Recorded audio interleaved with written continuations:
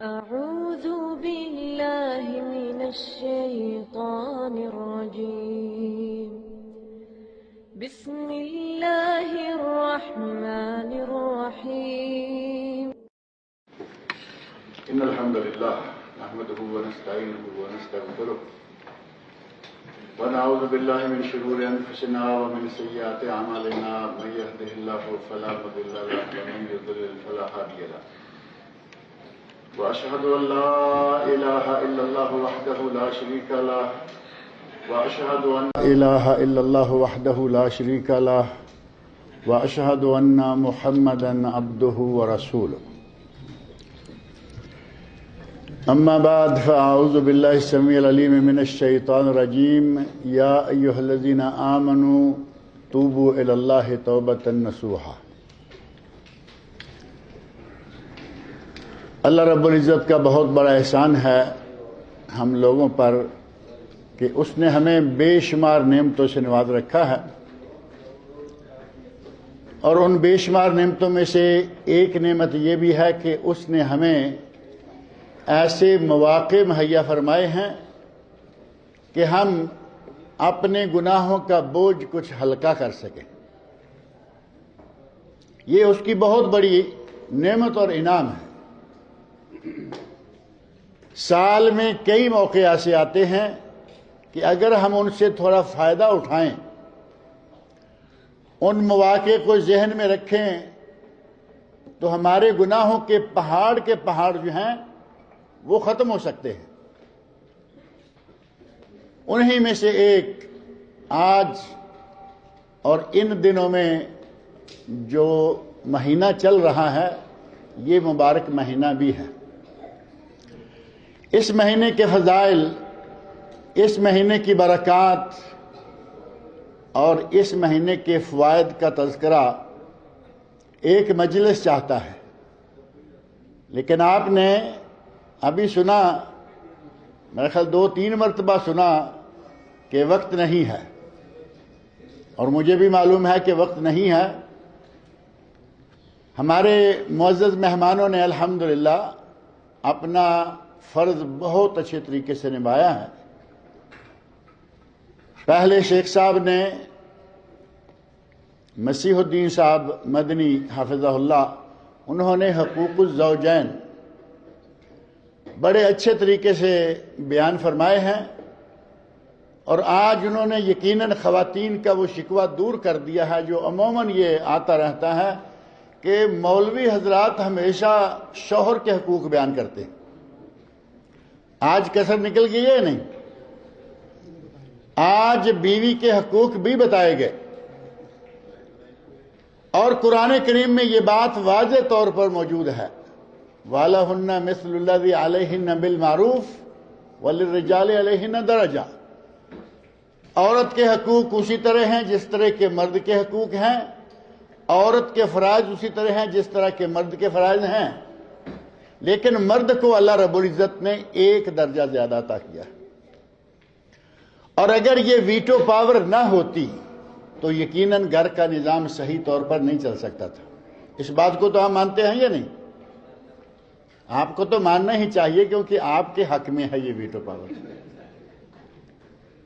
یقیناً اللہ رب العزت کی اس میں حکمت ہے کہ مرد کو ایک درجہ زیادہ دیا تاکہ گھر کے نظم و نسق کو چلانے کے لیے کوئی معقول رویہ اختیار کیا جا سکے.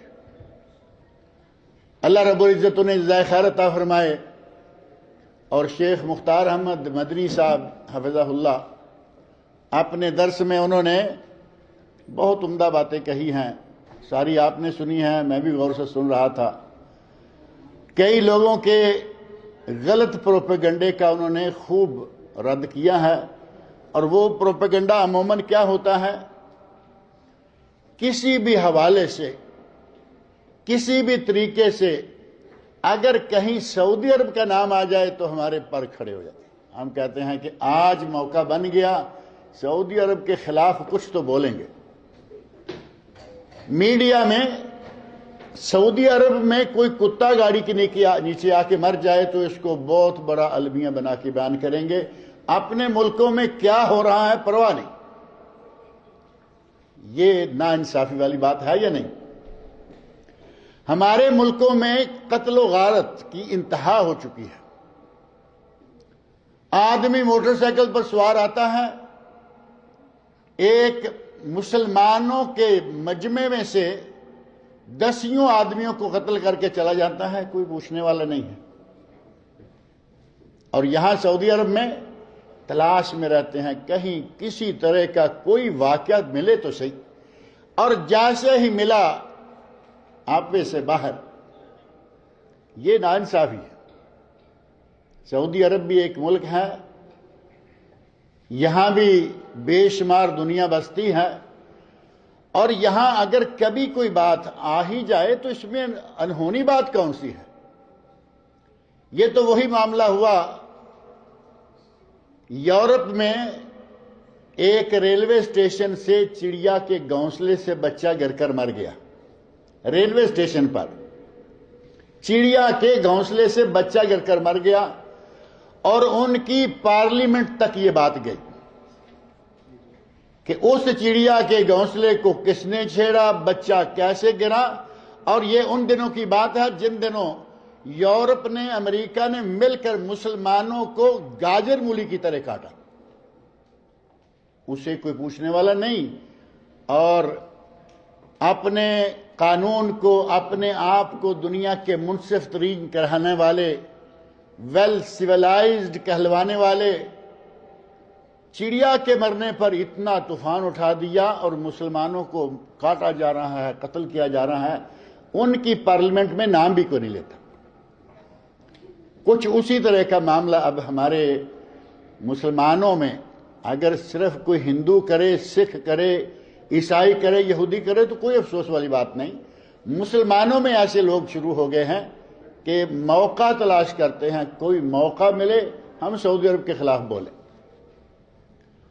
پہلے مذہبی نقطہ نظر سے ہوتا تھا.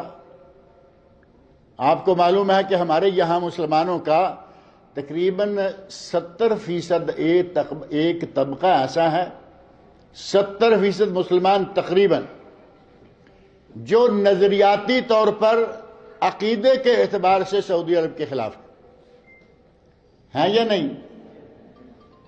آپ جانتے بھی ہیں یا نہیں؟ آپ یقیناً جانتے ہیں. پہلے صرف وہ بات ہوتی تھی، اب ساتھ ہی انہوں نے سیاسی رنگ بھی شروع کر دیا ہے. دونوں طرح سے جتنا جس کے نصیب میں ہے وہ گناہ کما رہا ہے. اللہ رب العزت ہمارے ان بھائیوں کو ہدایت دے. یا پھر دوسری بات یہ ہے کہ اللہ رب العزت اگر ان کو ہدایت نہیں دیتا تو ایک دعا ہمارے ساتھی نے مانگی تھی، اللہ ان کو ہدایت دے یا پھر ان کو دنیا سے ہی اٹھا لے. اس کے ہاتھ میں سب کچھ ہے. ہم ہدایت کے لیے دعا مانگتے ہیں کہ اللہ انہیں ہدایت دے. اور اس مبارک مہینے میں، ابھی ان دنوں بھی وہی باتیں، وہی انداز، وہی رنگ. اتنا مقدس مہینہ ہے، مہینے کا احترام نہیں. بیت اللہ شریف دنیا بھر کا مقدس ترین مقام، بیت اللہ کی پرواہ نہیں. مسجد نبوی مقدس ترین مقام، مسجد نبوی کی پرواہ نہیں، بس اپنی ہی پرواہ ہے کہ ہم کوئی نہ کوئی خبر آج میڈیا میں ڈالیں جو سعودی عرب کے خلاف. میرے بھائی، یہاں بھی انسان بستے ہیں، حکومت کرنے والے بھی انسان ہیں. اگر کہیں کبھی کوئی چھوٹی موٹی بات آ جائے، جہاں بڑی بڑی باتوں کو ہضم کر جاتے ہو، چھوٹی سی بھی ہضم کر لیا کرتے. اللہ تعالیٰ مجھے اور آپ سب کو آج جو کچھ ہم نے سنا ہے اس پر عمل کرنے کی توفیق عطا فرمائے. اللہ رب العزت آپ کا یہاں آنا قبول فرمائے، اور یہاں بیٹھنا، اور آئندہ اللہ تعالیٰ آپ کو یہاں آنے کی توفیق عطا فرمائے. ہم میں سے کئی حضرات ایسے ہیں جو آج شاید پہلی مرتبہ یہاں آئے ہوں. ایسا ہے یا نہیں؟ یہ اسلامک سینٹر ہے، میرا ہے، آپ کا ہے، سب کا ہے. اور یہاں دعوتی سرگرمیاں، اردو میں درس ہوتے ہیں، فلپینی میں درس ہوتے ہیں، تامل میں درس ہوتے ہیں، اسی طرح جتنی زبانیں ہیں مختلف زبانوں میں درس ہوتے ہیں. اس مرکز کے ساتھ جڑ جائیں، آیا کریں، ان درسوں میں شرکت کیا کریں، اور جتنا بھی ہو سکے ان مرکزوں کی حوصلہ افزائی کریں. آپ کا محض آ جانا بھی حوصلہ افزائی. یہاں آ کے نہ کوئی آپ سے چندہ مانگنے والا ہے، بلکہ شکر گزار ہیں ہم مرکز والوں کے کہ ہمیں منگوا کے ساتھ یہ کھانا بھی کھلا کے بھیجتے ہیں. آج سحری کا انتظام ہے اور سحری تیار ہے، اس لیے میں زیادہ آپ کے درمیان اور سحری کے درمیان حائل نہیں رہتا. اللہ سے دعا کرتا ہوں کہ وہ مجھے اور آپ سب لوگوں کو نیک عمل کی توفیق عطا فرمائے. وما علینا الا البلاغ المبین. صدقۃ الفطر جو ہے اس کو مسجد میں نہیں دینا چاہیے، کیونکہ نبی صلی اللہ علیہ وسلم نے صدقۃ الفطر کے بارے میں فرمایا ہے کہ یہ ہمارے روزے کے جو گناہ ہیں، روزے کی حالت میں جو کمی کوتاہی کی ہے، ان کو پاک کرنے وطعمۃ للمساکین، مساکین کے لیے عید کے دن کچھ اچھا کھانا ہو جائے، مساکین کو عید کے دن کچھ اچھا کپڑا مل جائے. اس صدقے کا نبی اکرم صلی اللہ علیہ وسلم نے مقصد یہ بیان فرمایا ہے. مسجد کے لیے آپ کے پاس پیسے اور بہت ہیں، مسجد میں دوسرے پیسے دیجئے. صدقۃ الفطر جو ہے فطر یہ فقراء اور مساکین کا حق ہے. ایک سوال کیا ہے کہ یہ اذان ہو جائے تو کیا اذان سن کے کچھ کھایا پیا جا سکتا ہے؟ یہ سحری کے بارے میں ہے، باقی دنوں میں تو آپ کھاتے پیتے رہیں کوئی بات نہیں، لیکن رمضان المبارک میں خاص طور پر فجر کی اذان جو ہے، اذان ہو جائے تو اس وقت کھانے پینے کی کتنی گنجائش ہے وہ آپ سامنے رکھ لیں. نبی اکرم صلی اللہ علیہ وسلم کا ارشاد گرامی ہے کہ آپ میں سے کوئی شخص پانی کا برتن، پانی کا پیالہ، پانی کا گلاس کوئی ہاتھ میں لیتا ہے اور اذان شروع ہو جاتی ہے تو وہ جب تک اپنی حاجت پوری نہ کر لے وہ برتن نہ رکھے. اب یہاں ایک بات کا اضافہ ضروری سمجھتا ہوں تاکہ واضح ہو جائے کہ یہ برتن رکھنا اور حاجت کا پوری ہونا کتنا ہے. اب آپ کی حاجت یہ بھی ہے کہ یہ تو میں نے پانی پیا ہے، میں تو چائے پینے کا عادی ہوں، پانی کا پیالہ رکھا اور چائے کا پیالہ پکڑ لیا، اور چائے جو ہے وہ آپ جتنی بھی ٹھنڈی کر کے جتنی بھی جلدی پئیں گے، اگر چائے ہوگی تو وہ 5-7 منٹ لے جائے گی. صحیح ہے یا نہیں؟ اس کا مطلب یہ ہوا کہ اس دن چائے چھوڑ دیجئے. اگر کوئی ضروری 2-4 لقمے کھانے ہیں، آپ نے دیکھا کہ میں تو سویا اٹھا ہی نہیں، اذان ہو گئی، کھانا کچھ نہ کچھ تیار رکھا ہوا ہے، 2-4 لقمے کھا لیں، پانی کا گلاس پئیں، انشاءاللہ روزہ بھی آسان سے گزر جائے گا، روزہ صحیح بھی ہوگا. لیکن اگر کھاتے ہی رہیں، ایک دن کسی نے پوچھا، کہا کہ اذان ہو گئی اور میں اٹھ گیا، اٹھتے ہی میں نے کھانا اپنے سامنے رکھا اور میں نے کھانا ٹکا کے کھایا. تو میں نے کہا آپ نے کھانا ٹکا کے کھایا تو ٹھیک ہو گیا، اس روزے کی جگہ ایک دوسرا روزہ رکھو، کیونکہ اذان کے بعد ٹکا کے کھانے کا وقت نہیں. جتنا میں نے بتایا ہے اتنا ہے کہ 2-4 لقمے کوئی کھا لے اور پانی کے 4 گھونٹ پی لے. یہ ٹکا کے کھانے والا کام یا وقت نہیں ہے. جزاک اللہ خیر. ایک سوال ہے کہ امام کو جماعت سے پہلے کن الفاظ کا کہنا ضروری ہے جماعت کروانے کے لیے؟ درست اور مکمل الفاظ کیا ہے؟ نبی اکرم صلی اللہ علیہ وسلم کا اپنا عمل مبارک یہ تھا کہ آپ صف جو سامنے والی ہے خاص طور پر اس کو اس طرح سیدھا کرتے جس طرح کے تیر سیدھا کیا جاتا ہے.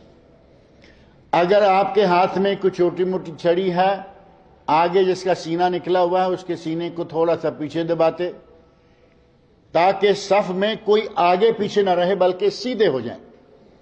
اب سیدھے کرنے کے لیے نبی اکرم صلی اللہ علیہ وسلم نے چھڑی بھی استعمال کی، زبان بھی استعمال کی. اور اب آپ کون سے لفظ کہنا چاہتے ہیں؟ آپ مختلف مساجد میں مختلف الفاظ سنتے ہیں. استووا، سیدھے ہو جاؤ. سووا صفوفکم، اپنی صفیں سیدھی کر لو. تناظروا، مختلف الفاظ علماء کرام کہتے ہیں کہ ایک دوسرے کو دیکھ کے کندھے سے کندھا برابر کر لو. اور لا تترکوا الفرج بینکم للشیطان، اپنے پاؤں کے درمیان شیطان کے لیے خالی جگہ نہ چھوڑو. اب یہ سارے الفاظ آپ کہہ سکتے ہیں، غرض بنیادی یہ ہے کہ صف صحیح ہو، اور صفوں میں جو ہمارے یہاں خالی جگہ چھوڑ دی جاتی ہے نبی اکرم صلی اللہ علیہ وسلم فرماتے ہیں کہ اس خالی جگہ میں شیطان گھس جاتا ہے۔ ہمارے لوگ کئی دفعہ اس بات پر بدک جاتے ہیں، کہیں گے جی یہ کیا بات ہوئی، شیطان گھس جاتا ہے دو آدمیوں کے درمیان، دو آدمی پاؤں جوڑ کے کھڑے ہیں، ان دونوں کے دونوں پاؤں کے درمیان کتنی جگہ خالی پڑی ہے، سمجھ رہے ہیں، پاؤں کے نیچے سے۔ کہنا یہ ہے کہ درمیان میں سے نہیں گزرے گا تو ان کے پاؤں کے نیچے سے گزر جائے گا۔ بھائی یہ وہ شخصیت ہے جس نے سامنے جھکنا گوارا نہیں کیا، تمہارے نیچے کیسے آ جائے گا؟ بات سمجھتے ہیں یا نہیں؟ آدم علیہ السلام کے سامنے نہیں جھکا، سامنے سجدہ نہیں کیا، یہ نہیں کہا تھا کہ آدم کی ٹانگوں کے نیچے سجدہ کرو۔ جس نے آدم علیہ السلام کے سامنے جھکنا گوارا نہیں کیا، آپ کی ٹانگوں کے نیچے کبھی نہیں جائے گا۔ اس لیے نبی سے فرمایا کہ پاؤں سے پاؤں ملا کے رکھو تاکہ شیطان کے گھسنے کا راستہ جو ہے وہ بند ہو جائے۔